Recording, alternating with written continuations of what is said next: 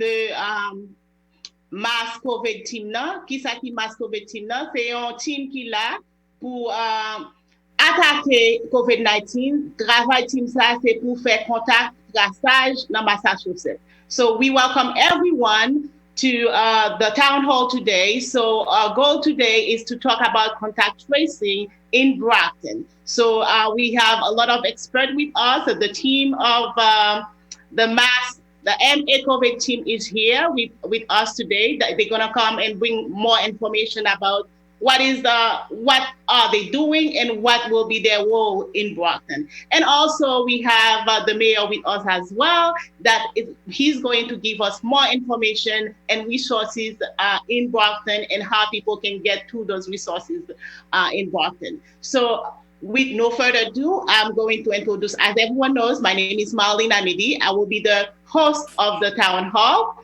and I'm going to introduce everyone so they can introduce themselves. So we have with us today Jamael Moïse. You can go and introduce yourself. Good morning, bonjour tout le monde. My name is Jarashmiel Moïse. I'm also known as JJ, Yorelem JJ. Je suis une assistante directeur infirmière dans Brockton Neighborhood Health Center. We're content pour me avec nous aujourd'hui. So, thank you. Et nous avons ensemble avec nous Dr. Ulysse. Bonjour tout le monde, bonjour tous compatriotes, tous paysans, nos capitaines de tous côtés dans la communauté dans Boston.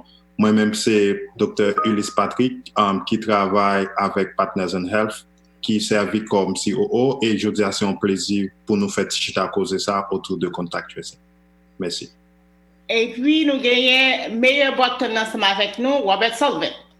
Good morning, Marlene. Good morning, doctors. Harold, thank you for your efforts on getting the message out. My name is Robert Sullivan. I'm proud to be here today as the mayor of Brockton. I want to thank Partners in Health. I want to thank DPH and, of course, Brockton Neighborhood Health Center. Unfortunately, the worst part of my job is at 4 o'clock every day when I get the updates. And right now, 164 residents have passed away because of COVID-19. Current active cases of 2,339 Brockton residents are dealing with this, and total cases is 3,114. So this is extremely important to get the message out, and I am really happy to be a participant today. Thank you, Marlene. Thank you, Mayor. And also we will have with us Dr. Wells from PIH as well. So he's coming, he will join us later on.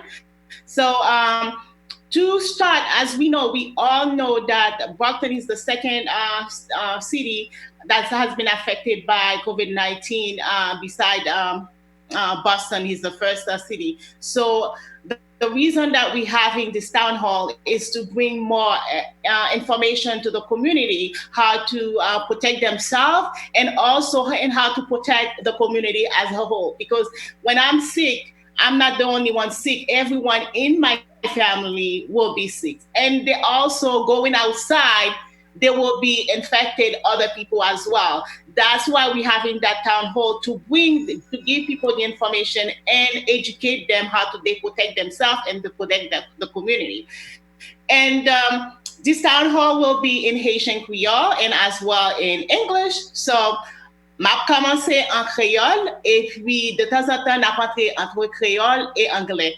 Mayor, anytime, so we transition from Haitian Creole. I know you will bear with us, and we will do our best to make sure that we keep you in the conversation. And but we're going back and forth to English and Haitian Creole. So, nous allons commencer town hall là. So, raison town hall ça je dis c'est pour nous parler comment pour COVID-19 là, comment pour nous tracer COVID-19 là, les contact tracing CTC. So ma parle commencer avec première question ça ensemble avec Dr. Ulysse parce que c'est un membre team MA COVID tracing là. So Dr. Ulysse, qui ça qui collaboration communauté pour retracer qui ça lié lui-même? Comment capable expliquer ça à la communauté? Merci Marlene. Et parce que son bonne opportunité nous joindre aujourd'hui sur plateforme ça pour nous une fois encore expliquer leur dire qui sa collaboration communauté pour retrace là. C'est une initiative côté nous gain Commonwealth Massachusetts à travers le département de santé publique, ensemble avec conseil santé local, en collaboration ensemble avec Partners in Health, qui c'est une organisation qui travaille dans la santé, qui te prend naissance en Haïti et qui travaille dans différents autres pays, je dis en tout, pour que nous te mettions sous pied ça. Le programme li concentré dans mais avec moun dans zone là, là que nous gagnons moun qui confirmé positif avec et coronavirus là, une façon que nous ca identifier moun ça et aider nous protéger l'autre monde pour pas prendre virus ça. Yon a go objectif et nous ca dit activité à gain, c'est comment nous ca et nous rester en santé. Ça, c'est un premier et nous faire contracter sinon. Et puis, ralentir propagation maladie pour que les gens qui gagnent pas baillent l'autre monde et comment empêcher l'autre monde qui joindre maladie.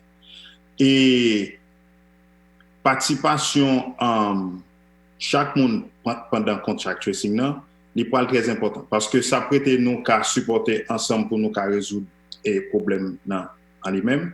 Et puis, pour répondre à tout et pour nous protéger le monde qui est proche communautaire.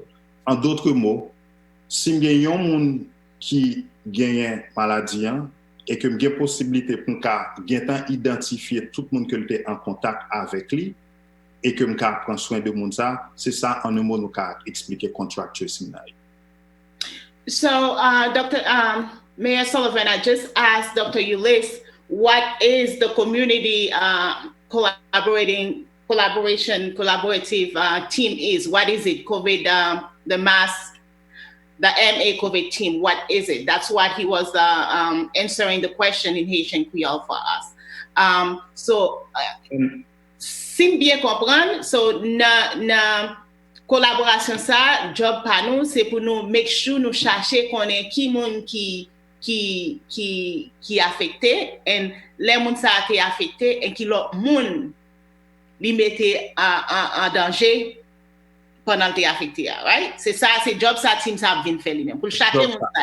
C'est job ça. Et une autre partie qui est extrêmement important tout, c'est comment que nous identifier, nous joindre moun qui positif, comment équipe ça parle aider moun ça à connecter avec l'autre support qui est disponible par le gouvernement. Support pour ressources médicales, l'autre support pour ressources sociales qui est disponible pour aider moun ça à traverser moment ça. Ça c'est un autre aspect encore que l'équipe l'a fait. JJ, ou pas rien qu'on peut ajouter dans ça? Non? Oui, so he hit the nail on it. It's essentially nous voulons protéger d'autres monde qui a affecté avec corona ou soit COVID-19. So, ça me dirait toucher sur is essentially on l'autre gens, les monde quand on gagne COVID-19, c'est extrêmement important pour moun ça mettre un masque à sortir dehors. Okay. Les monde gagne COVID-19, nous t'arrêtons pour y rester la caillou dans isolement, mais si yo gagne pour sortir, faut yo mettre un masque sur yo, faut yo changer pour yo kembe distance, at least 6 feet, so 6 pieds, okay? Yeah. Et puis faut yo toujours laver main yo, okay? Désinfecter main yo, désinfecter tout bagay à toucher, parce que et comme ça, virus ça, li gagne dans la communauté. So, c'est extrêmement important pour nous prendre précaution, pour ne pas partager l'infection. Jean-Meyer a dit, nous avons plus de 2000 personnes qui sont déjà positives à Brockton. So, group contact tracing l'a aidé pour nous ralentir la progression de la maladie. Merci. Et team ça n'a parlé, qui fait partie de l'équipe ça? Qui organisation qui fait partie de l'équipe ça, qui l'autre professionnel qui fait partie de l'équipe MA COVID team ça. Docteur Ulyss, vous êtes capable de répondre ça moi. Oui, c'est une équipe, j'en nous dis, nous travaillons de concert ensemble avec le gouvernement Massachusetts, avec le gouvernement Massachusetts, mais l'équipe COVID là même en lui-même, c'est un nous ouvrons pour nous recruter un peu le monde. Déjà, nous avons plus que 1000 moun qui déjà retrouvé, qui gagne différents mondes, qui gagne jeunes moun, anciens retraités, et docteurs, infirmières, et avocats, tout le monde nous recruter. Et monde qui parle différentes langues. C'est pas seulement monde qui parle créole, espagnol, portugais, anglais, pour nous faire un genre pour nous sûr que nous arrêter plus proche communautaire. Ça, c'est une approche nous explique composition de ça. So, Mayor Sullivan, so do you have someone in your administration that is part of the COVID-19, this team, the MA COVID team? So the way it works in the city of Brockton is we have our Board of Health, and it's led by Mr. John McGarry, a registered nurse for over 40 years in the Commonwealth. And we have one health nurse, Evelyn LeBron, who speaks Haitian Creole, and she's awesome. She's awesome. But unfortunately, we only had one nurse that worked for the city of Brockton. So I asked the superintendent of the schools, Mike Thomas, to lend us 8 school nurses, public school nurses. So we had 9 people working every single day trying to do the contact tracing. So thank goodness for Governor Baker and Lieutenant Governor Polito and the state for having Partners in Health work with us in collaboration. We're all in this together. We're a team effort. Brockton Neighborhood Health Center and Sue Joss and all the team over there has been wonderful. Signature Healthcare, Brockton Hospital. Again, you all know that there's an on-site testing facility now at Brockton High School, 470 Forest Ave.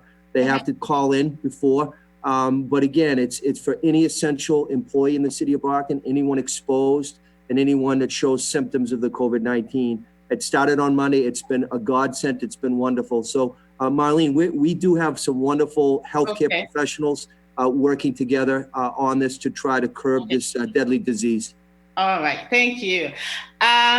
Again, je pense que dans Brockton, il y a un pile effort qu'a fait pour capable aider à diminuer spread virus là. So, mais en même temps tout, so si on monte comme t'avait fait partie team MA COVID là, qui gens que m'ta fait partie team ça, ou qu'importe l'autre monde dans communauté membre dans communauté si t'avait fait partie team ça, qui ça on a fait pour faire partie de ça?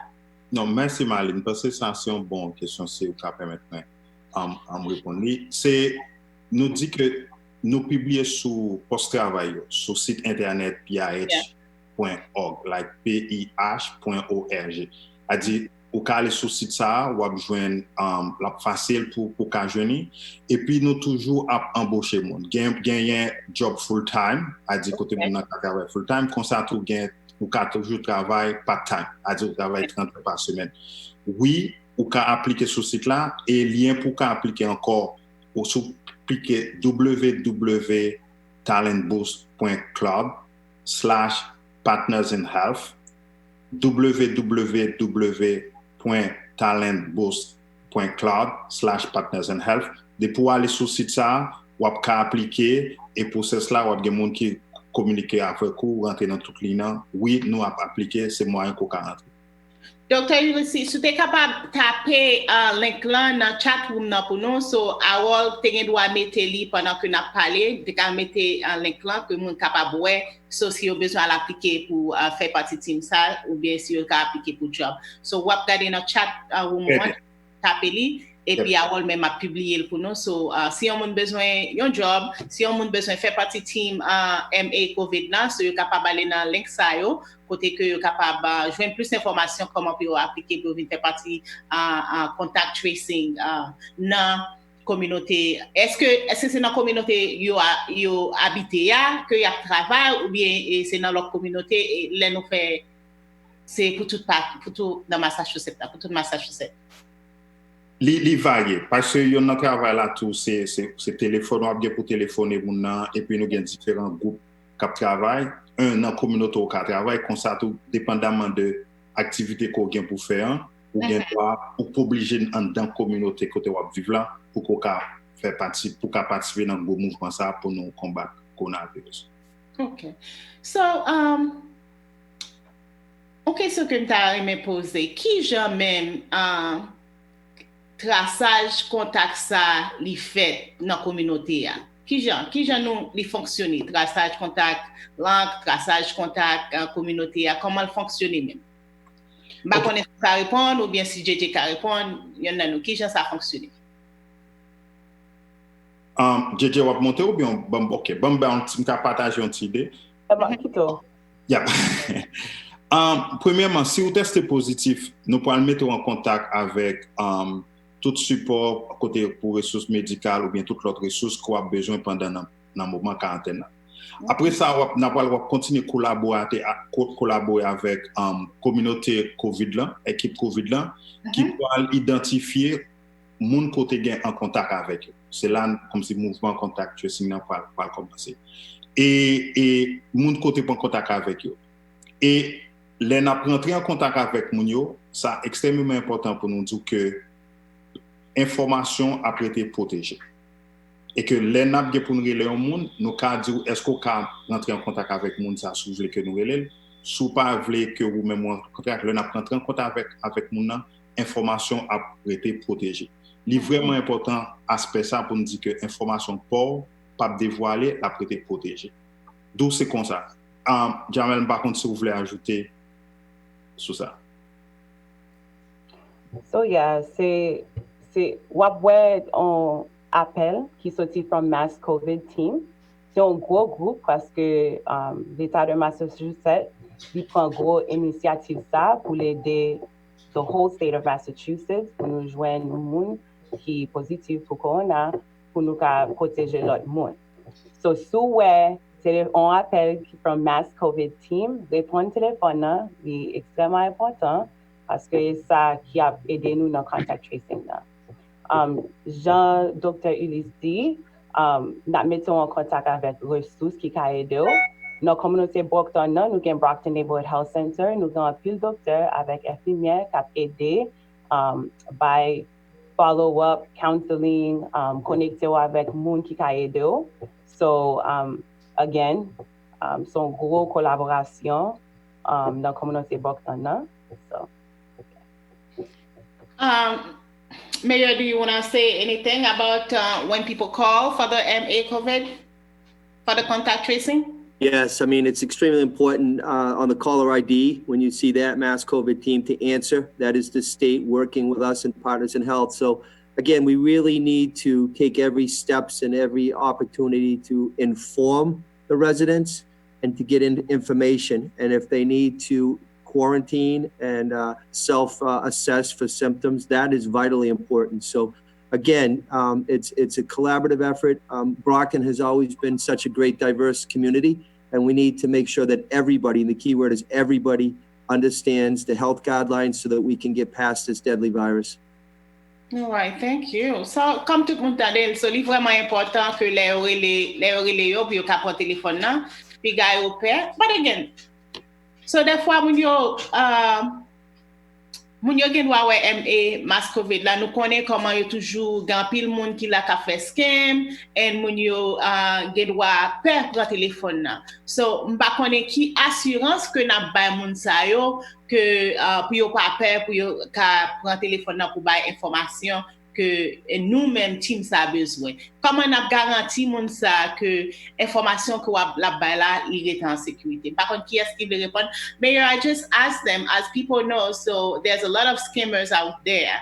So when people see a number from MA COVID, they might be afraid to answer or give the information that they should give. So how we will guarantee that those people that their information will be protected?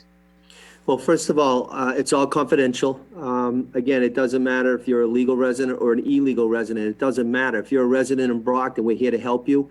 And that's what the doctors and Neighborhood Health Center is expressing. So the biggest thing is, and I agree with you, there's a lot of scammers and people taking advantage of this terrible time in our history. But again, if you see Mass COVID Team, if you see City of Brockton Board of Health, these are legitimate phone calls.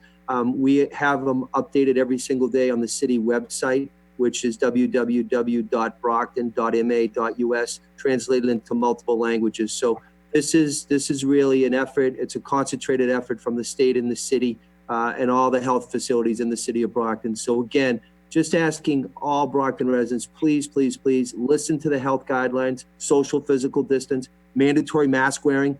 The governor made it in effect as of yesterday, mandatory city curfew from me as the mayor, 9 p.m. to 6 a.m. We got to get this, we got to get past this deadly virus. We really do. Thank you. Dr. Ulysses, je connais si pas ajouter sur ça encore? Non, moi, juste voulais ajouter et renforcer, aller dans le même lien ensemble avec Meilleur Robert. Like, le que yon nan ba qui go différence, nous pas dans l'équipe en relais, équipe là pas bien pour le mando numéro sécurité sociale ou bien numéro assurance. Ça, c'est un ba qui est extrêmement important. Son équipe qui a relais, qui peut poser aux questions que nous relais parce que ou t'es en contact avec un monde ou nous parce que ou bien ou t'es relais nous parler sur qui dernière fois ou t'es en contact avec nous plus d'informations sur santé et comment nous parlons accompagner.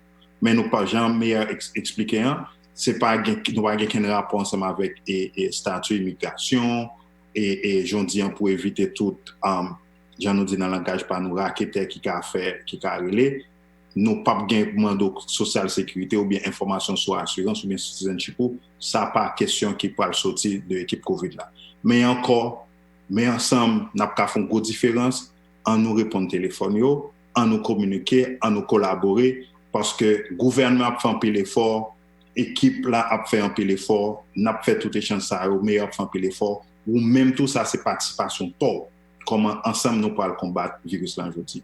Merci. Sous même question ça, raqueter comme nous connaissons toujours dans tout désastre toujours il y a des gens qui c'est comme ça fait capital par eux même. So si par exemple yon moun dans communauté ou deux trois moun dans communauté ta gen moun qui sorti pour qui faire raquette ensemble avec eux dans effort ça est-ce que yon côté pour yon côté complète est-ce que yon côté pour yon carrelé so je ne sais pas si nous avons information sur ça. Parce que nous sommes obligés de rassurer la communauté. Information sur que la bala, quelqu'un monde qui relève que c'est un monde qui travaille pour team. So, si moun n'a pas travaillé pour team, il relève, mais puis là, m'a démontré des questions qui a sorti dans qui a entré dans privacy. So, est-ce que moun ça a rapporté moun ça qui numéro pour relève pour capable de rapport sur moun ça?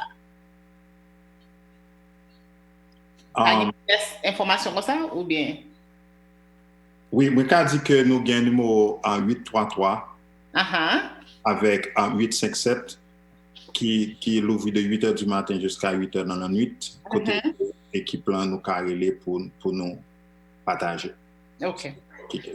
So, pour que ça est important pour me participation pour que ça m'oblige l'oreille important pour ça. Ça n'a fait avec information ça. Puis ça l'important. N'importe virus quand vous changez Ebola, SIDA, toute infection ça in order for nous to combat, the spread of those diseases, pour nous ralentir the spread of those diseases, pour nous prendre précaution.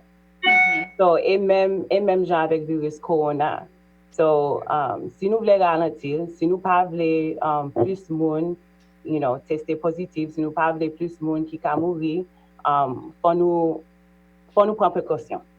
J'en ai dit avant, gouverneur Massachusetts, il dit faut nous mettre masque en sortie dehors parce que là nous mettre masque, il protéger j'aime pas nous sur l'autre monde. OK?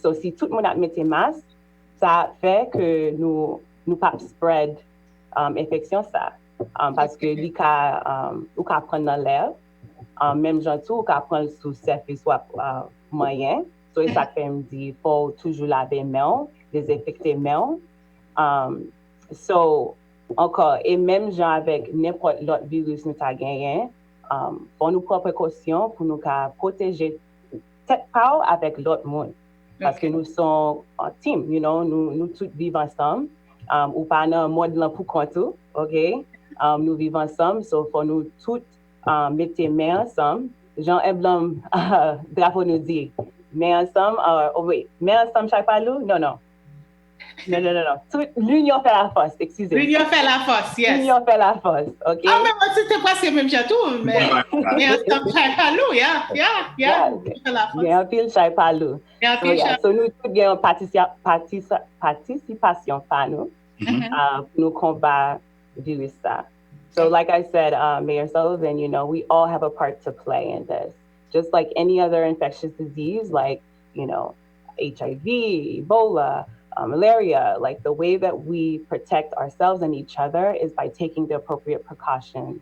Um, in this particular case, it's with, you know, covering, using a face covering like a mask, keeping our social distancing from each other at least 6 feet, you know, not social gathering more than 10 people at a time.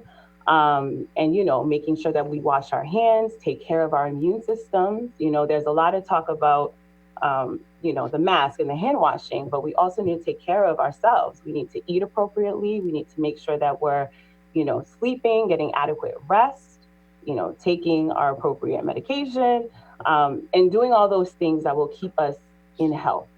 And so, again, as we've said time and time again in this, you know, town hall, you know, it's a collaborative effort, you know, and the only way that we'll get through it is if we help each other and if we protect each other. That's right. And just to be diligent as well, because again, 3 times a week, Monday, Wednesday, and Friday, I have a standing call. It's been 2 months now with all the health providers in the city of Brockton, Neighborhood Health Center, Brockton Hospital, Good Samaritan Medical Center. And we're sure that there's going to be a second surge. That's going to happen. We're hoping to God it's going to be minimal, but we need to get past this current plague right now before we can even figure out next steps. So I agree with you. I mean, someone had said to me the other day, you're a broken record, Mayor, but that's okay. I'll be a broken record because it's about saving lives. So we just need to continue and continue. And it is frustrating when there's birthday parties and cookouts. Now's not the time to do that. Now's the time to really listen to the health professionals and really adhere to the strict standards, because those standards are saving lives and we need to continue to do just that. Yeah. And I will add one more thing also. Yeah. C'est en plus que son geste protection, c'est un geste l'amour que lié.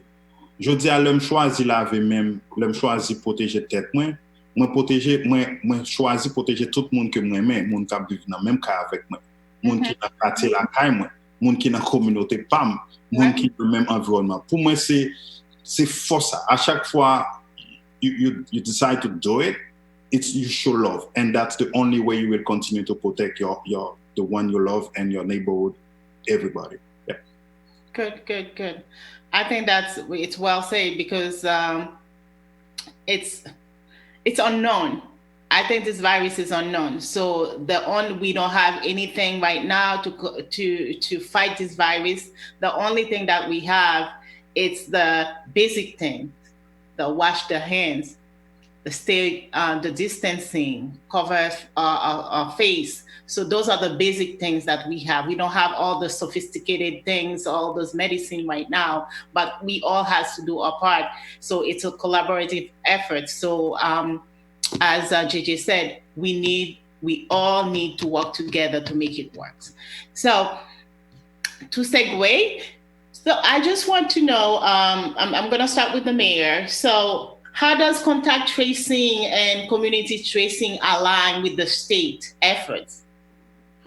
Again, it gets back to working in a team effort. So again, if someone has possibly been exposed to COVID within 48 hours, they're going to be contacted. They're going to be informed that they may have indeed been exposed and to be quarantined and then self-monitor for symptoms. Really, what we need to do as a community and what we have done and what we need to continue to do is to just keep working in a diligent manner, because at the end of the day, we do know that this virus spreads when there's a confined population. We know that. That's a fact. That's why all the poor folks that have passed away in the nursing homes here in Brockton and throughout the nation and the world. One of the things that the contact tracing services, and also increased testing. The governor gave us additional testing with Quest. That's a game changer for Brockton. So, with the efforts of the Neighborhood Health Center and Partners in Health and Signature Brockton Hospital, I feel really confident with the medical professionals that we have. Now we just need to make sure that the residents, everybody in the city of Brockton, adheres to the standards. Most Brocktonians are indeed, Marlene, following the guidelines and doing just what they need to do. But there are some folks that are not. So we welcome any help we can get from the state or any of our partners, but we have to roll up the sleeves, continue to be really diligent to get the message out. And that message has to be translated across our population in the city of Brockton, from the Haitian community to the Nigerian community, Angolan, Cape Verdean, Caucasian, it doesn't matter. If you're in Brockton, you can die because of this COVID. That's the fact. And we've lost 164 residents. So listen, we just have to keep doing what we're doing and expressing the messages. Thank you. So, Dr. Elisi, vous pas gagné pour ajouter comment que nous allions nous ensemble avec state là dans effort ça. Contact, vous entendez? Yes. Yeah. Sorry. Non, moi, je pense que Jean nous dit, c'est un ensemble, c'est un effort collaboratif avec le gouvernement et nous-mêmes, tout comme une organisation, nous fiers que pour nous faire partie de l'équipe, ça à côté que Massachusetts est un premier État qui prend apport ça et qui a avancé avec lui. L'autre fois encore, et collaboration a marché, mais il ne peut pas arriver plus loin sans collaboration et communauté.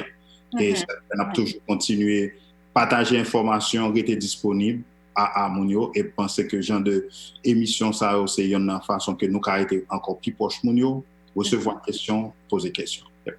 OK. So, qui j'en n'a pas mesurer succès programme ça, travail contact tracing ça, comment que n'a pas mesurer succès? Yeah, nous avons dit, si nous avons il y a plusieurs façons nous pour mesurer succès dans l'initiative ça. Première façon nous dit nous fait succès, c'est là nous mesurer quantité contact nous t'es arrivé toucher dans un petit temps. C'est que nous te suivre pendant mon était en quarantaine. A dit il y a un monde qui est positif qui est en quarantaine, qui quantité monde que monde ça en contact avec lui nous arriver identifier et capoter. Ça, c'est une première façon.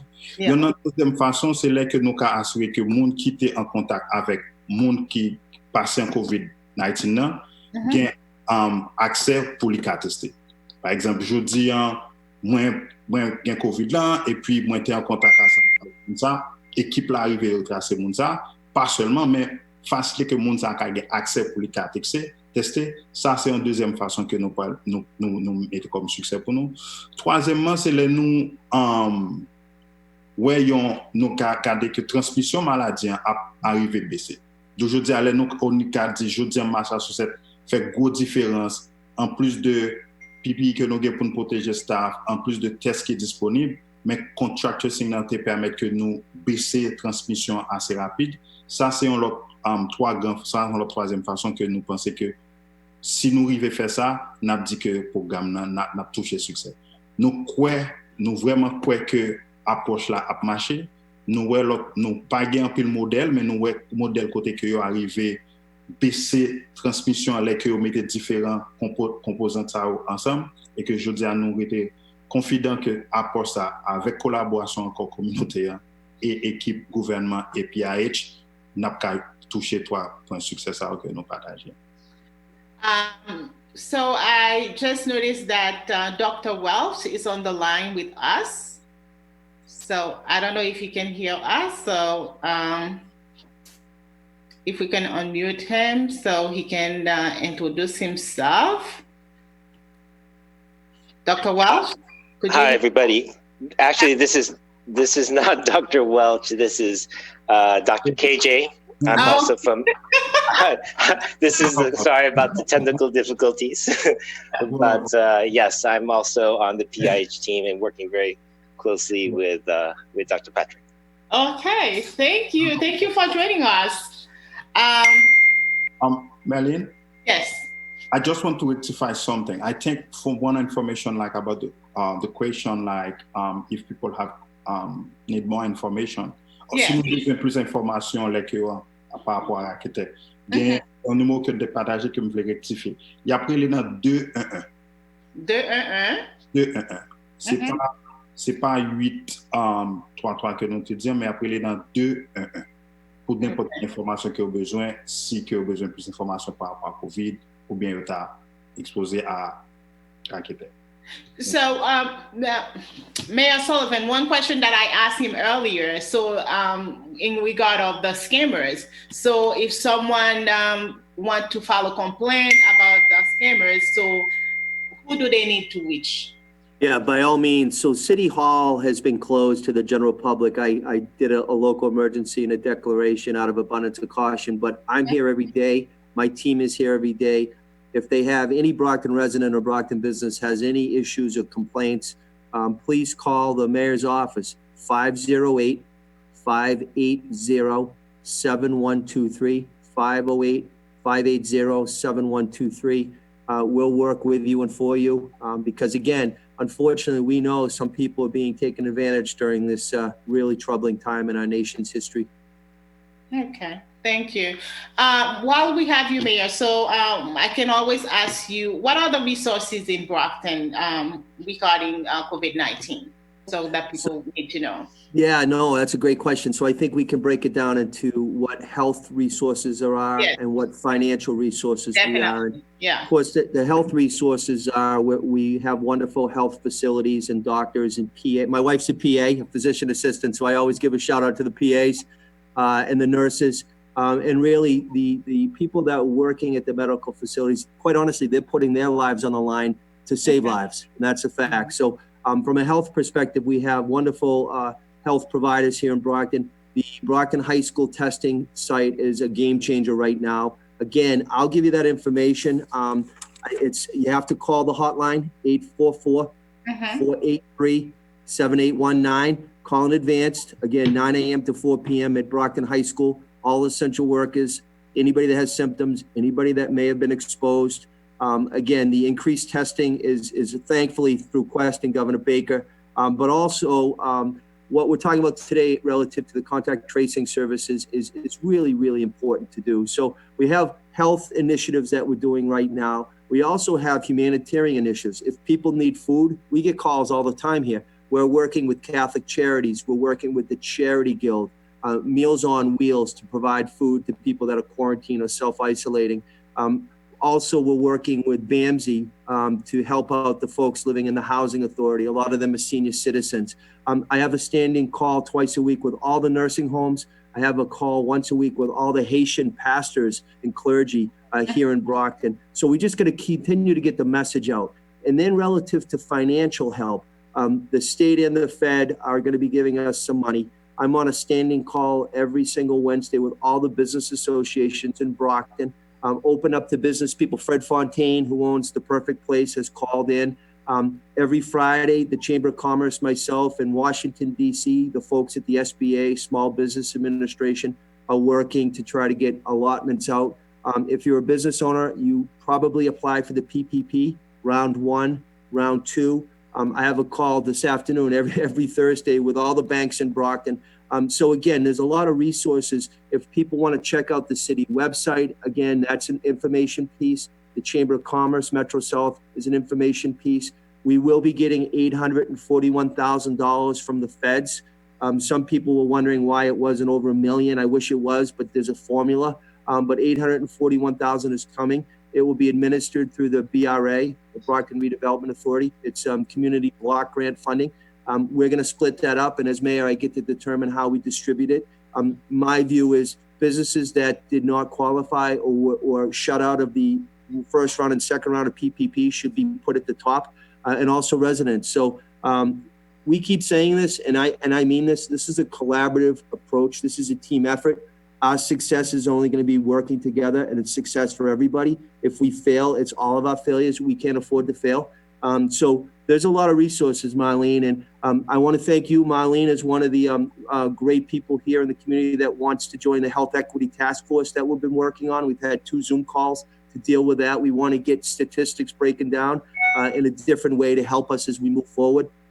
So again, 508-580-7123 is my number. Call us, ask for John. He's my constituent services director, and I look forward to helping anybody as much as I can.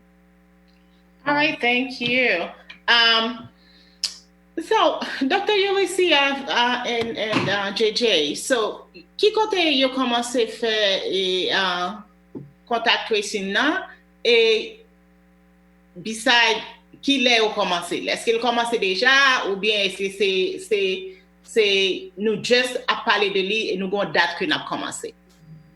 So, nous déjà commencé contact tracing là. Okay. Depuis on moun testé positif pour corona, soit COVID-19, département de santé, il connaît, et puis il laisse ça yo initier pour yo relay moun, pour yo commencer the contact tracing. So, we've been doing it from the start.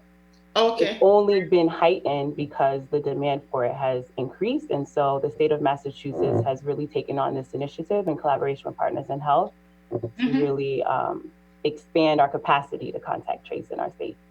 Okay, good. So those testing sites, if we can say them again, if we can give more information about it, so Captain, you encore JJ. Absolutely. Yeah. So, Jean-Mayer Sullivan te dit, numéro pour relais, c'est 1-844-483-78-19. So, it's 844-483-78-19, and that's 844-483-7819.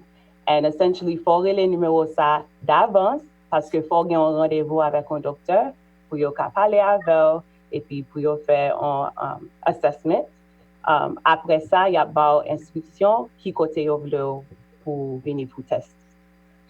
Si vous êtes un patient de Brockton Neighborhood Health Center, il y a actuellement 3 côtés où vous venir pour test. Vous pouvez aller dans Brockton High School là, c'est un site qui est ouvert avec toute la communauté, ou c'est un employé essentiel, ou soit sous un symptôme. Et puis là, dans Brockton Neighborhood Health Center, nous avons un tent qui est dehors, et puis nous avons un testing site en dedans, dans Urgent Care. So, si c'est un patient de Brockton Neighborhood Health Center, il y a 3 côtés où on tester. Si c'est un membre de communauté, ou soit un employé essentiel, ou après le numéro de bas ou 844 483, excusez-moi, 78 19. Ou après le numéro ça, ou bien un appointment avant, et puis il y a une instruction qui côté pour aller pour venir tester. OK. So, ou dit c'est pour mon yocal tester, you're supposé le numéro avant, 844 483 78 19. Oui. So, là, au fin de numéro ça, vous prenez information, vous diagnostic, vous dit côté qui mon était en contact ensemble avec yo, et puis après ça, il y a voyé, puis il y a le fait test là. Soit vous voyez na Brockton High, right? C'est vrai. Ou bien, dans qui temps tu dis encore, il y a de l'autre côté? Well, et seulement si vous êtes un patient de Brockton Neighborhood Health Center, et laisse ça vous aller dans Brockton, non? Yes. De your health center, ou soit en dans urgent care. Mais plus de monde, c'est dans Brockton High School, yo aller. So, si pas un patient Neighborhood Health Center, oui. So, est-ce que c'est dans Brockton High, y a voyé? Oui. Oh, oui. C'est là seulement gagné pour monde qui pas patient Neighborhood Health Center. Oui, c'est vrai. All right. So, Mayor Sullivan, I was asking because JJ told us that if you are not a patient of Neighborhood Health Center, so once you call the 844 number, so they will send you for testing at Brockton High. Besides Brockton High, there's no other testing if people can go to? Testing? No, there's testing. So Neighborhood Health Center, first of all, stepped up. They're a great partner, great provider. They stepped up to help our homeless population, people facing homelessness weeks ago when we worked with NEMA and DPH to spread the population. So testing at Neighborhood Health Center on site at Legion Parkway. They're not doing testing at the Vincente's Annex. Brockton Hospital, Signature Healthcare on the east side is doing testing there as well inside the hospital. Good Samaritan up on North Pearl Street is doing a drive-up facility as well. But the hospital, Brockton Hospital and Neighborhood Health Center really formed a collaboration that started on Monday at the parking lot of Brockton High. So again, you call that number, they'll register you. Again, if you meet the criteria, right? Essential worker, exposed to symptoms. And then there's a tent dedicated to the Neighborhood Health Center and a tent dedicated to Signature Healthcare. And really, it's really working extremely well. It really is. It's really professional and it's streamlined. You're coming through Forest Ave and just really wonderful assistance there now. So there is vast testing around the city of Brockton. We're looking for more. I had a call last night with Governor Bacon and Mayor Walsh, and we're going to continue that, Marlene. So how many testing you are planning to do daily, Mayor? So some places they said like I heard yesterday that Mayor Walsh said that he would like to have 1,500 daily. So what is your goal for Brockton? Yeah, I mean, my goal is we'll test as many as we can, and as many tests that the state will give us, we're going to utilize. None of them are going to sit on the shelf. We need to do that out of abundance of caution. And I know Sue Joss from Neighborhood Health Center and Kim Holland, he's the CEO at Signature, and Maricela Marrero at Good Sam, and even the VA hospital, they all follow the same standards. So I rely on whatever the health professionals are telling us to do, best standards. But again, we need to test as many people that feel that, again, they meet that criteria. Ok. Ma fonti récapituler pour moun yo. So, différents sites que yo ka ale pour yo tester. Yo ka ale na Brockton Neighborhood Health Center. Et gen yon tante bon neighborhood nan ki ouvri tout, ça veut dire gen deux places, soit yo ka ale an dan et centre nan, ou bien yo ka ale na tante nan. Ou bien yo ka ale na high school là. Si yo pa voyo nan high school là, ya feli na Brockton Hospital. Si yo se un client de Good Samaritain, ya pa feli na Good Samaritain. C'est pas ça? Correct, JJ? Right? We're correct. Okay. I'm tap conseiller though. Just relais numéro 1, 844 483 78 19 et puis y a pas un rendez-vous et là ça y a dit qui côté qui best pour aller. JJ, combien de temps il prend pour mon jeune résultat et test ça? C'est une bonne question. M'a dit que quelques jours. Okay. Quelques jours. Ça veut dire 3 jours, 5 jours? M'a dit 3-5 jours, même connaît parce que nous fait lancer site Brockton High School là. Yeah. On connaît baillon un petit genre ralenti, mais on ka dit 3 à 5 jours. 3 à 5 jours. Yeah. Est-ce que Marlene. OK, go ahead, Dr. Non, moi t'as juste dit le bon c'est JJ nous ka mettre numéro sur le chat là comme ça et Walka toujours mettre numéro pour m'a fait ça. Yeah. Yes, madam. Moi t'as dit est-ce que tout ça yo contact tracing Dr. Ulysse, est-ce que moun kapre les moun yo parler langage et toute communauté que y a prélé? Si yo parle créole ou si yo parle portugais, yo parle spanish, est-ce que yes. Il y a une façon que on toujours dit ça, c'est un coup son bouquet de fleurs qui gagne différents fleurs qui fait beauté. Okay. Nous et gens que Mayor Robert te dit que je dis en communauté et dans Massachusetts nous gagne monde qui de différents côtés et que dans façon que nous embaucher monde pour travail, c'est un aspect que nous considérons tout. Monde qui parle différentes langues parce que l'objectif là à la fin, c'est comment nous ca piprer moun yo et il y en a façon piprer monde, c'est les nous ca causer, les nous ca parler langue. Oui, il y a monde dans différentes langues, anglais, français, portugais, espagnol et même gens que n'a fait chose ça, je tichit à causer ça avec communauté et haïtienne dans frère nous yo. Il y a même mouvement ça tout qui fait dans différentes autres langues avec différentes autres communautés pour que nous arrivions prochement. So, m'vle di communauté encore. So, si yo besoin de job dans contact tracing nan, so yo supposé aller dans www.talentboost.cloud/partnersinhealth, right? Exact. C'est là il y a une application puis on capable appliquer pour un job pour faire contact tracing. So, a job ça c'est job qui remotely. So, you cap travailler la caillou et pas ça? Oui, et ma petite JJ mettait plus de détails sur comment équipe là. Or, I don't know, KJ, on the line, if you wanna share with the team also, like, the question is, the contract tracer, they are only working remotely or for some activity they have to move in different places. KJ, I don't know if you wanna chime on that also. Yes, most of the contact tracers are working remotely, so they're making calls from their homes, so you will get a call on your phone. But There are people in the city of Brockton who are also doing contact tracing. And I also want to mention that the Brockton Neighborhood Health Center is also going to be is continuing to do contact tracing, but even part of the CTC now, they're going to be more integrated into the CTC is one of the major partners. So there are most people are calling to your phone, but there are ways also in some cases where they may need to go outside as well. Okay.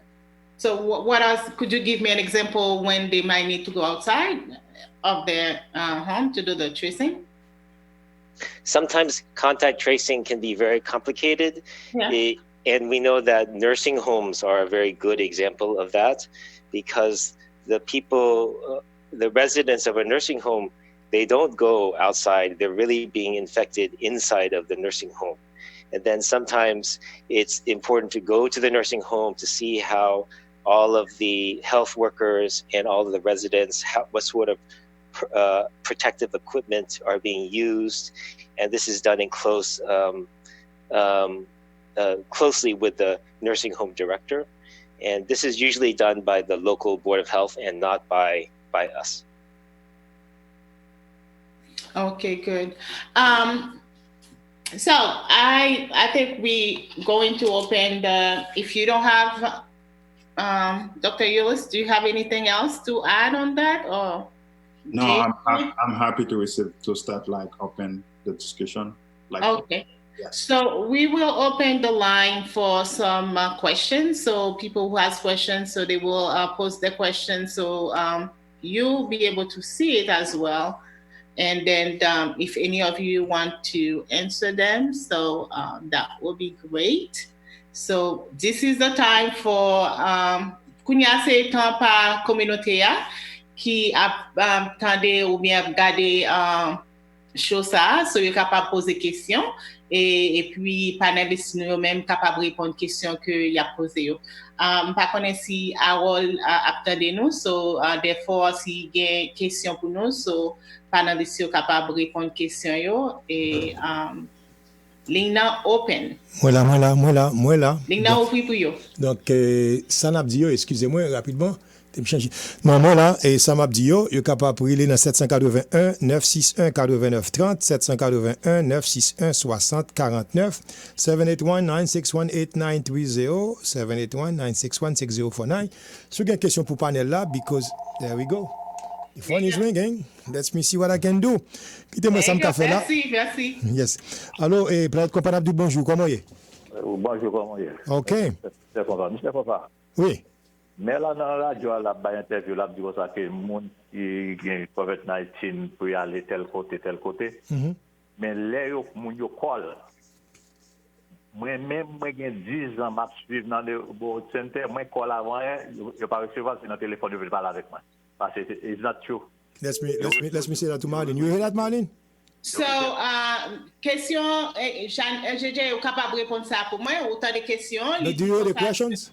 Yes. Il dit question que yo dit pour relais Brockton Neighborhood Health Center, so les relais que yo pas répondre call là. C'est dans le téléphone seulement, il voulait parler avec elle. They want to talk only to him on the phone instead, you know, he go up there and bring the information. So, but again, ça mon not supposed to comprendre, m'a fait un petit parler tout ça après ça Jojo capable répondre.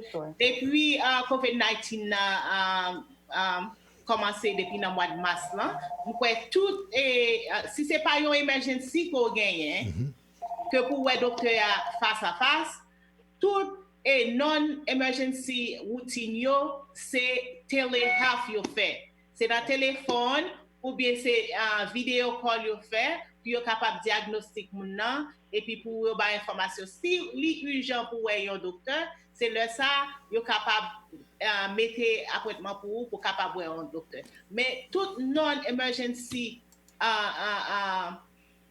appointment c'est dans téléphone yo fait c'est dans face to face depuis en mars. So moi-même pour ça me fait l'ensemble avec maman, me fait l'ensemble avec petite moi c'est depuis en mars c'est ça lié. So JJ me pas connaître soit mettre soit parler plus. Yeah, c'est vrai, vous dites bien. Parce que nous pas exposer patient parce que nous avons plus de patients qui compliqués et pas seulement diabetes yo gain, yo ka gain tension, yo ka gain l'autre problème. Ça a compliqué si yo ça contracté COVID-19.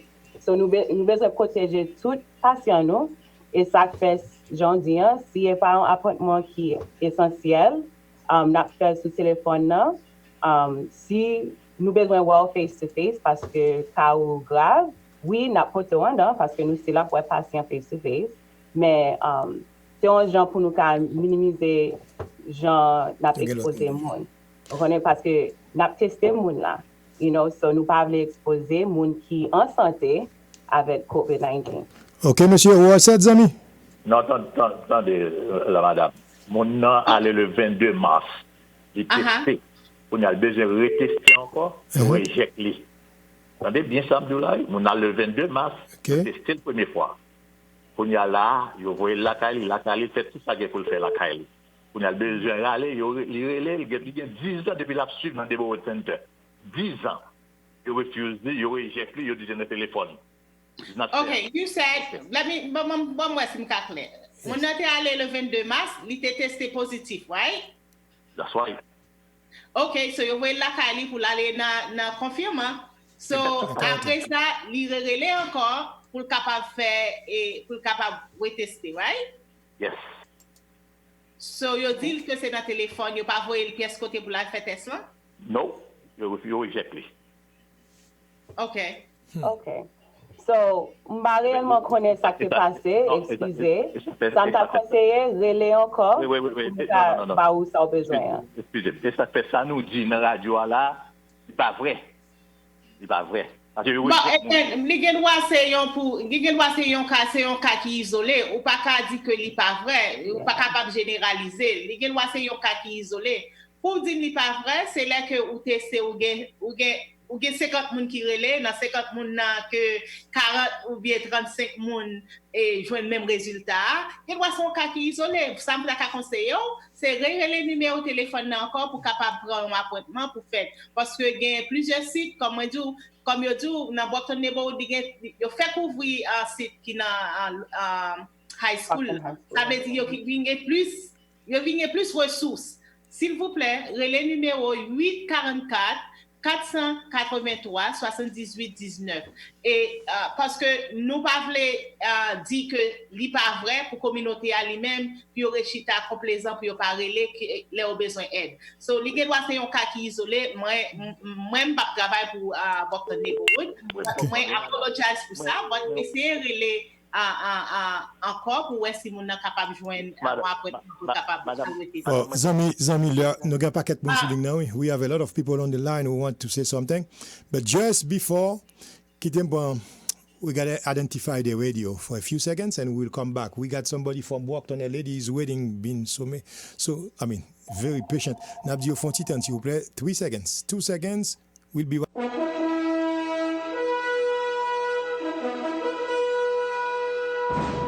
You're listening to Radio Teleplanet Compa on any device, anytime, and anywhere. Ou tande oui, ou ka koute Radio Teleplanet Compa nan n'importe qui appareil, nan radio, téléphone, application nou, et online. N'importe qui là, n'importe qui côté. Répétez avec moi. God is good. All the time. C'est bon Dieu les a fait. Son réalité.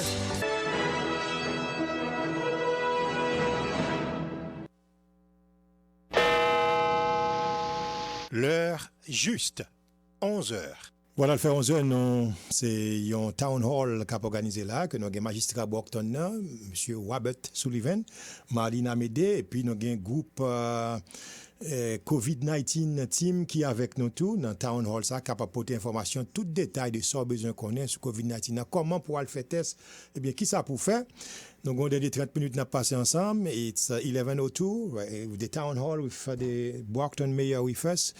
Now we're taking some phone calls. We got a lady who's been there for about 10 minutes on the line. So, Marlene, can we take that lady a phone call? And yes. I want to let people know that we are on live as well at Radio Lot Niveau. Dans Radio Lot Niveau, il dit que numéro moun yo karele as well pour poser question, c'est 508 598 5008 508 598 5006. Bon. Alors, au cap moun nan. N'a pour madame nan qui dans Brockton, n'a attendu madame, comment est? Bonjour. Bonjour, bonsoir, comment nous y Très bien, grâce à Dieu. On a fait un gros travail dans la communauté. Moi, je nous baille un website pour nous appliquer. Moi, pas fin tendre bien. Moi, t'as aimé reprendre pour moi, s'il vous plaît. The website one more time. Website là, c'est www.talent.boot, B-O-O-S-T, .cloud, C-L-O-U-D, et puis /partners in health. Okay. You say Hoot? Okay. How you spell that? No, it's Boot. B-O-O-S-T. Okay. B-O-O-S-T. Okay. B-O... C'est talent. T-A-L-E-N-T. Okay. B-O-O-S-T. C-L-O-U-D.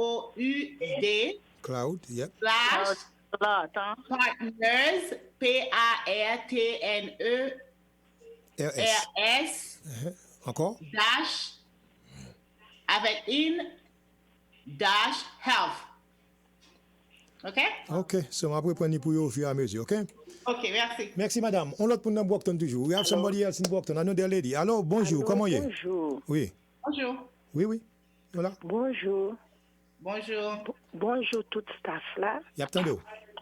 Oui, moi dit on fait le bagage m'a signalé. Ou est que pendant y a parlé des virus là. Moi même moi c'est un monde qui travaille. Moi monter boss presque chaque jour. Pas un aspect qui démontre que y a un virus vraiment dans stop boss là. Imagine-toi un monde qui sorti d'Ochester, qui montait dans boss Ashmont, qui vient vider Brockton. Boss ça t'a supposé fliter. Pas bien ça. Moi pas well. Son bagage moi suivre moi pas well. Un monde qui sorti vendre dans maquette et vendre dans Walmart. Boss ça arrivé dans stop bat. Il était supposé fliter mes amis. All right. Okay. S'il vous plaît. Let me make him aware of that. Mayor, we have a caller. All right, thank you, madam. She said, thank you so much for your call, my love. She said that she's a frequent flyer from the bad bus. So she said that when she's taking the bus, they seem like they don't do any disinfection in the bus. So they don't see people cleaning the bus or spraying the bus from one stop to another stop. So when we're talking about the virus, cleaning is a must. So, but it seemed like they don't do that in Brockton. Well, I'll tell you, I just got literally a text while we're on this call from Mike Lambert, who is the executive director of BAT. He just said face covering implementation is going really well, nearly 100% compliance by customers yesterday. I am, as mayor of the city of Brockton, I chair the BAT Bus Corporation. I've been very diligent making sure, and they have union. The BAT bus drivers are union protected. So we've been working, but anybody that has an issue or a complaint or a criticism, I'll take that back to Mike as soon as we drop off.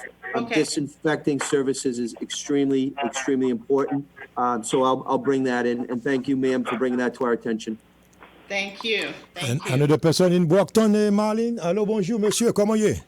Oui, bonjour. Oui. Moi, apprécie nous et moi félicite nous pour l'émission. OK. Et question gagnée, comme on a sur le marché avec des hand sanitizer, là ça on ne pas acheter. Also pour masque.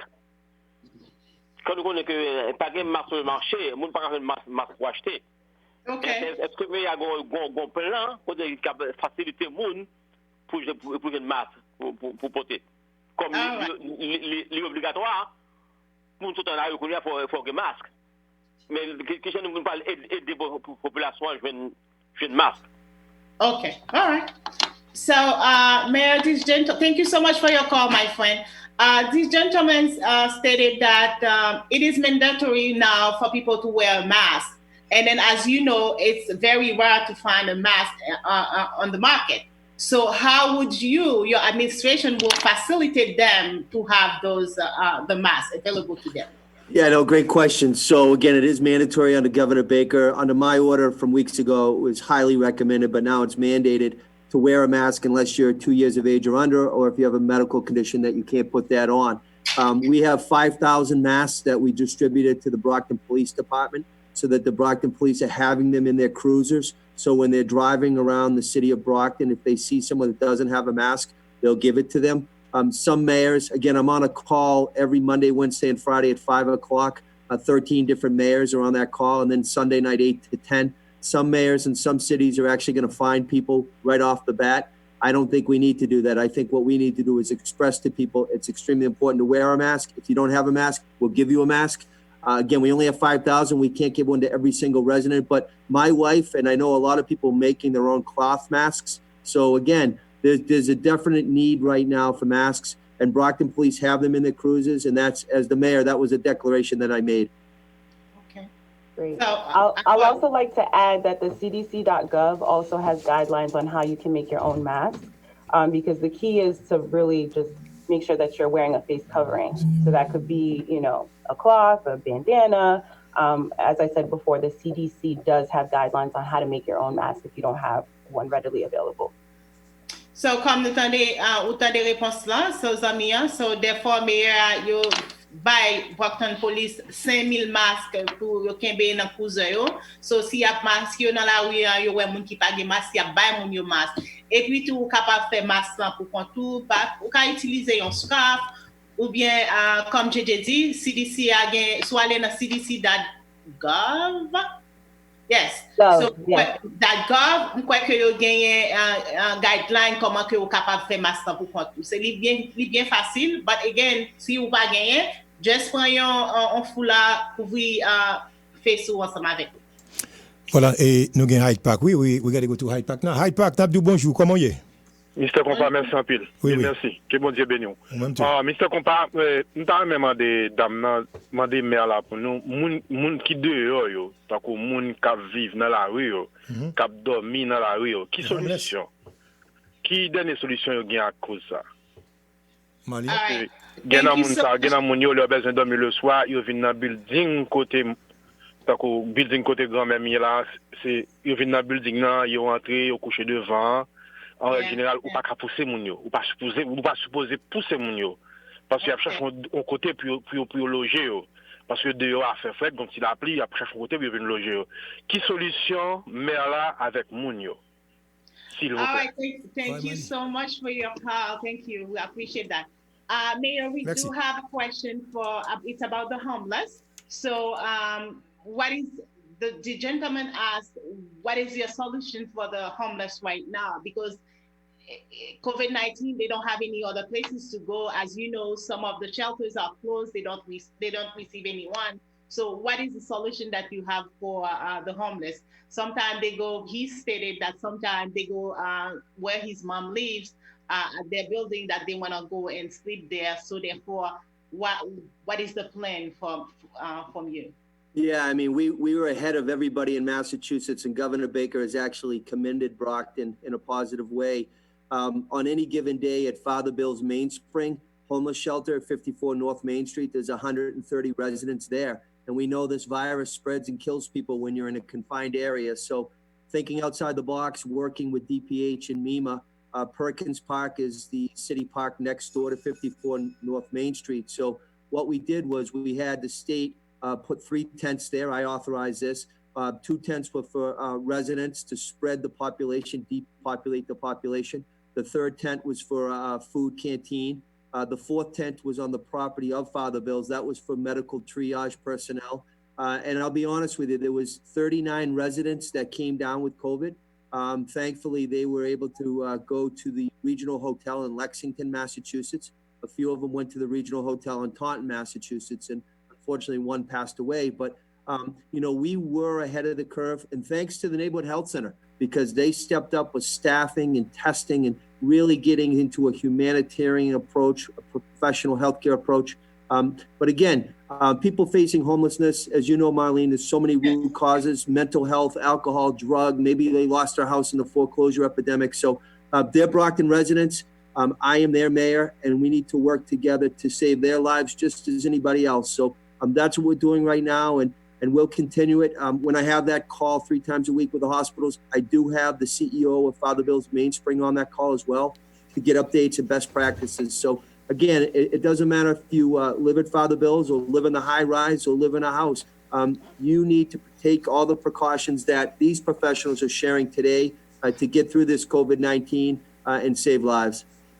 Thank you. Well, Marlene, look like the whole community in Brockton is listening right now, and we have one more person in Brockton. Is it okay? Thank you. Yes. Sir, how are you, sir? Bonjour. Oui, bonjour. Je salue la communauté. OK. Et moi, j'ai une question. N'attendez-vous? OK. Mandez communauté, moi, s'il vous plaît, est-ce que les gens ont des symptômes coronavirus? Est-ce que s'il allait dans un centre, est-ce qu'il est obligé d'exiger pour le payer pour le faire test là? Deuxième question, par contre, si nous avons posé tout ensemble. Allez, donc, allez. Allô? N'attendez, on va te parler. OK. Deuxième question que je gagne, est-ce que la communauté a accès avec l'hôpital qui pour visiter moun qui fait coronavirus pour voir exactement excusez-moi si l'hôpital a metté moun sa yo dans un environnement qui fait pour moun qui fait coronavirus parce que moun qui fait coronavirus la premièrement c'est son grippe li gen yo relé et oublier non maladie ça et son grippe sont la fièvre que moun nan gen de l'autre symptômes que l'hôpital la mette dans l'environnement qui pas fait pour ça. Donc moun nan c'est qu'à sauver mais à cause de l'environnement l'hôpital la mette qui pas pour maladie li rend que le mourir parce que moi même moi été fait maladie moi été l'hôpital Brockton Nebo et Brockton Hospital. Yeah. OK, yo te mette dans l'environnement. Et il dit moi faire pneumonie d'abord les fin fait test ça moi yo avant mon résultat test ça yo dit moi faire pneumonie parce que les moi tape tousser et moi te gon la fièvre qui pas jamais tomber et yo mettait dans un environnement frais. OK, là mettait dans environnement frais là me senti pas bien là du tout et moi te demandé pour te changer position yo te dit non. Je pas changé et grippe la continue à saccager moi et la fièvre va jamais tomber sur moi et je quitte dans le même environnement jusqu'à ce que je décide me lever mal la caille moi et grâce à Dieu je dis à moi traiter. OK. Je ne sais pas si JJ ou bien Dr. Ulysse capable de répondre à une question que monsieur a posée regarding the hospital. So, je connais toute organisation, l'hôpital, soit souvenu dans le Neighborhood Health Center. Nous engagés pour nous prendre soin de gens qui sont malades. So, encore, je connais exactement la situation où tu es, même connais que nous faisons tout ça nous fait pour nous protéger tout le monde qui vient dans le care. So, il y a une question que je posais. Est-ce que les fait test là, ils sont supposés demander pour payer? Est-ce qu'ils sont supposés payer pour ça? Ça, c'est une bonne question. So, nous toujours demandé pour information assurance avant, mais si on n'a pas de assurance, nous ne pouvons jamais envoyer l'aller. Nous toujours voulons prendre soin de monde qui a des symptômes ou soit si on vient dans le care. So, j'aime dire, nous toujours demandé information assurance avant. Mais si vous n'avez pas gagné assurance, nous avons aidé pour nous prendre soin. Yeah. So I just want to make the mayor be part of that question. The gentleman asking if the test is free. When someone go and have the test, do they have to pay? No, they'll pre-register. And again, Brockton Neighborhood Health Center and Signature, in terms of the Brockton High testing, they're working. The 844 number actually goes to the hospital. They could also call the direct line at Neighborhood Health Center as well. So I don't believe that they're putting in insurance claims on that. That's not information that I'm aware of, if that's the case. The testing is out of abundance of caution to save lives. So, Good Samaritan's doing the same thing at their campus as well. Okay. Any message? Oh, yes, I got I got people on the lines, all of them. Sir, good morning. You are in Brockton. How are you today, sir? Oui, je m'excuse. C'est pas votre point. Bon, Nabdi Mouna. That's it. Another person calling right now. Yes, bonjour. Comment est Radio Téléplanète Compa? Mr. Compa, à nouveau, Mouilé. Yes. Belle question, monsieur, à se poser tout à l'heure. Pas comprendre ça, dame, n'a dit deux questions, ça. Il était malade, il était allé à l'hôpital, il mettait long room qui fait fret, glacé. Oui. Est-ce que c'est fièvre ou n'a gagné? L'autre question que je gagne qui est très importante, mais Maïska, faut chiter avec administrateur, administrateur qui est dans l'hôpital là, font parler avec administrateur. Vous va être nous, les jeunes filles, yo mettez Awal Maris sous son cabane, qui cabane yo mettez Awal Maris. Oui, ça c'est Awal là, papa. Non, yo mettez sous cabane là. Cabane là, c'est bon monde qui fait corona, yo prend la transforme avec lui. Oui. Il y a moins de solutions à corona. C'est corona, même on apprend encore. Nous mettons nos chambres là, mettons là. Mais the disinfectation now is they disinfect the whole room before they put you there. Mais mes amis, on peut un accident de machine, oui, ou par dans l'émergency, même si on fait un point plus le temps, même sonde là, même bas avec le point de température là, ils mettent dans le bois là, c'est le même qui est dans le même corona, même carbone là pour encore entrer avec vous, c'est même carbone là, c'est carbone corona. No, it's not like that. Il suffit que bon leçon pour le tirer, nous bah ça comité qui a parlé là. Question ça sont bah pour nous voyager sous les un pile.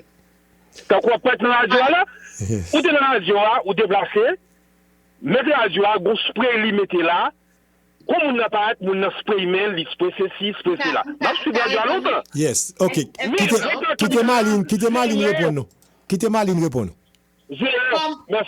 Merci. Merci beaucoup pour comment vous faites avec la question. Comme nous te dit avant, corona c'est un non-illness. On met en maladie que nous tous n'a cherché comprendre maladie. Tout le monde a cherché comprendre maladie. So therefore, comme je dis, pif, bonne façon pour nous tous protéger tête nous, c'est pour nous clean, désinfecter. C'est seule façon ça nous capable protéger contre corona. Et l'hôpitalier eux-mêmes, ils fait pareil.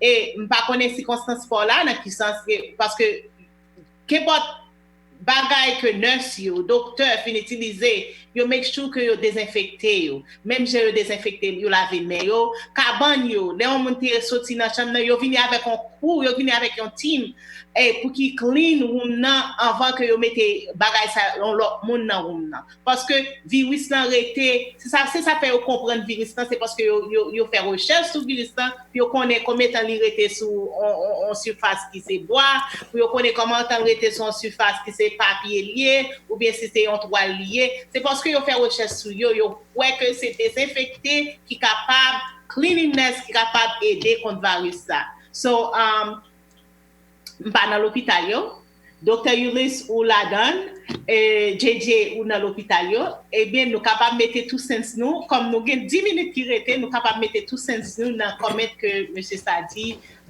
de l'hôpital yo qui pas clean.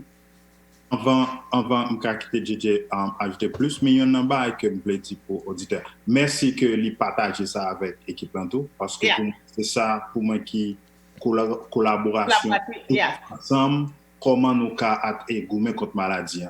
Moi désolé pour n'importe situation que vous te trouvé qui pas faire content en tant que monde et pas quoi que équipe là en soi n'importe qui l'hôpital n'importe centre de santé au allé c'est vision ça mais c'est bien que nous avons une plateforme ça pour partager frustration nous tendil et ensemble nous ca adresser mais nous pas encore pour aller sous point que en Maline soit renforcé nous continuons à dire mettez masque, lavez mains, désinfecter.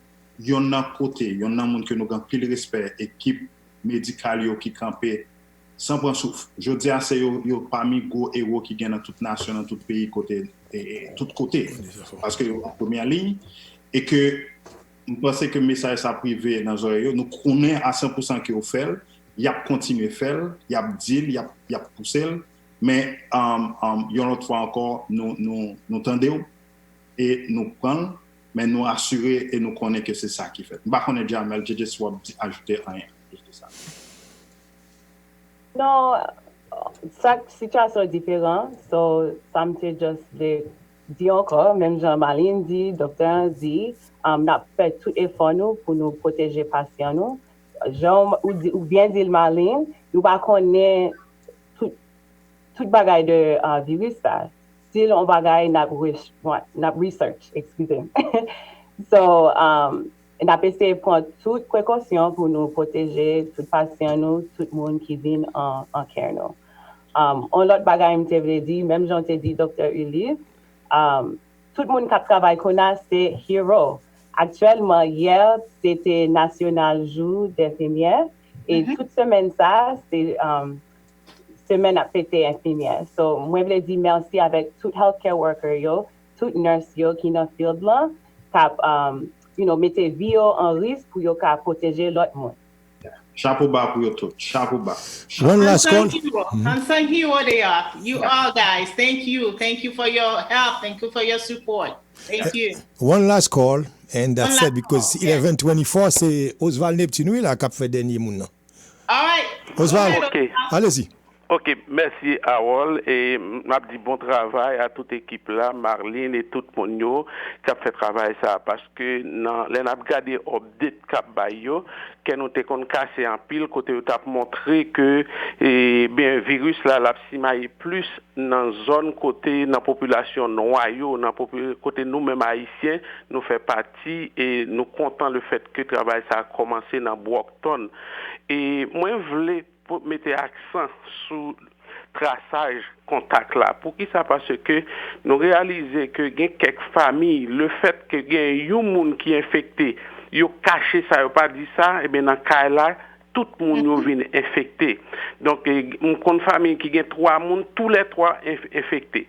Il y a une famille qui gagne 1 monde infecté, mais l'autre 2 ou 3, 4 personnes qui vivent avec eux, ils n'ont pas constaté parce que tout simplement, ils n'ont pas de symptômes, ils n'ont pas de... Et pourtant, ils ont besoin de tester. Moi, je connais l'autre monde qui a besoin d'assistance que yo pas gagné donc le travail ça a bien fait y aurait dans le téléphone là important pour même et pour que non seulement on répondre et ou identifier monde qui dans environnement qui pour permettre y a porter service là by monde ça donc c'est juste ça me devait mettre accent sur lui même pour qui ça parce que pour nous pas hésiter même dans question de relais pour yo identifier l'autre monde qui a besoin de tester et l'autre monde qui a besoin non seulement tester mais assistance que ont besoin et bien pour que yo arriver retracer tout le monde et bail service qui nécessaire sauver communauté là. Thank you so much, Oswald. Well done, well said. Again, we only have a few minutes left.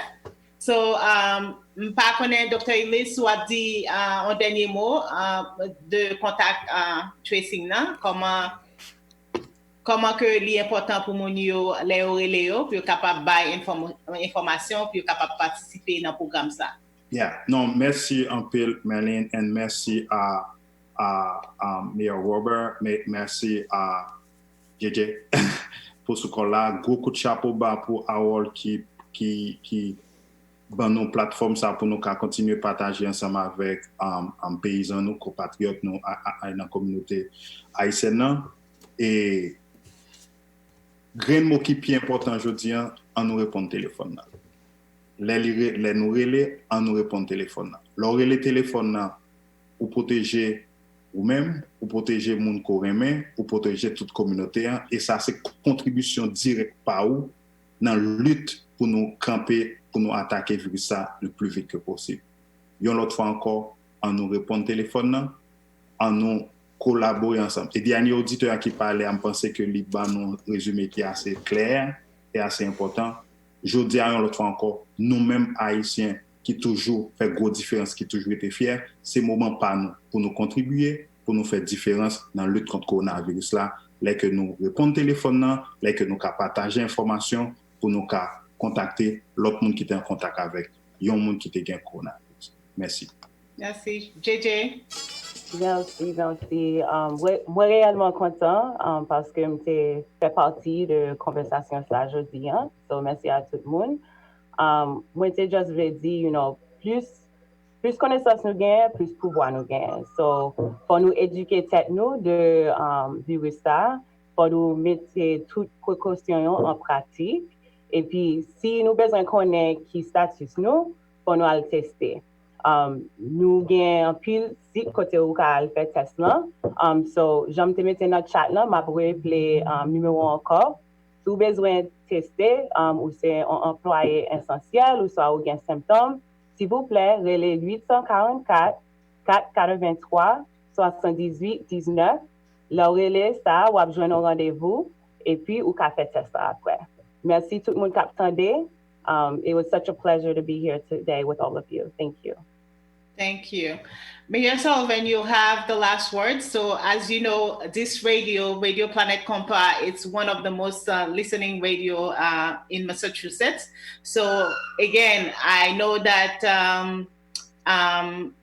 you have an open invitation to come and talk to the Haitian community at any time with Radio Planet Compa. So this is a platform that we, the Haitian community, use very often. So to disseminate any information, and I know that you will use that open invitation to communicate with the community, the Haitian community. So I would like to give you that opportunity to tell the people about contact tracing, why it is important, and to remind people the resources that they have in Brockton, so to do not be afraid to contact them. So you have the floor.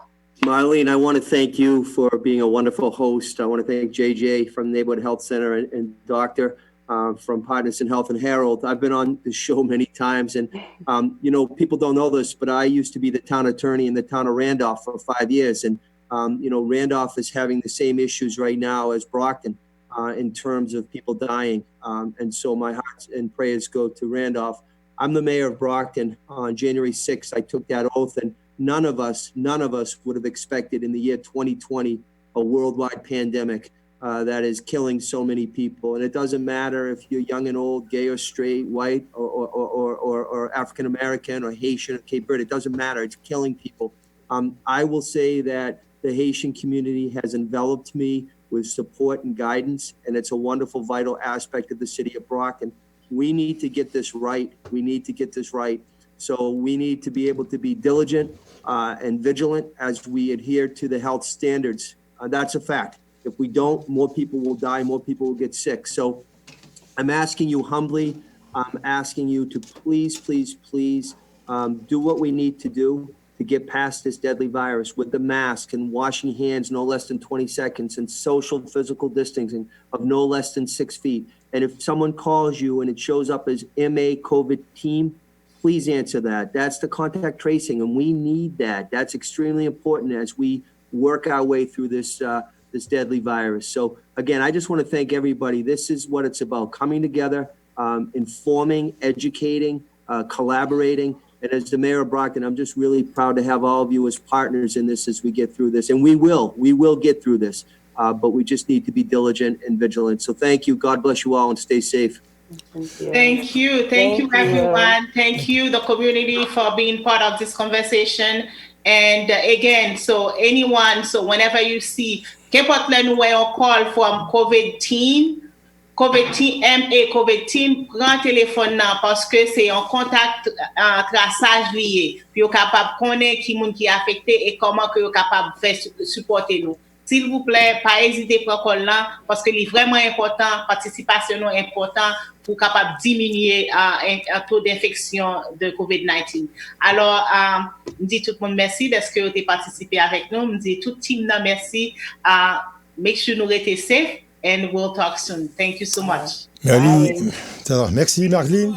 Merci à toute équipe là. Pas oublier téléphone nous capable pour tester 1-844 483 78 19. I repeat 1-844 483 7819. So I think that's the number for the people who are calling.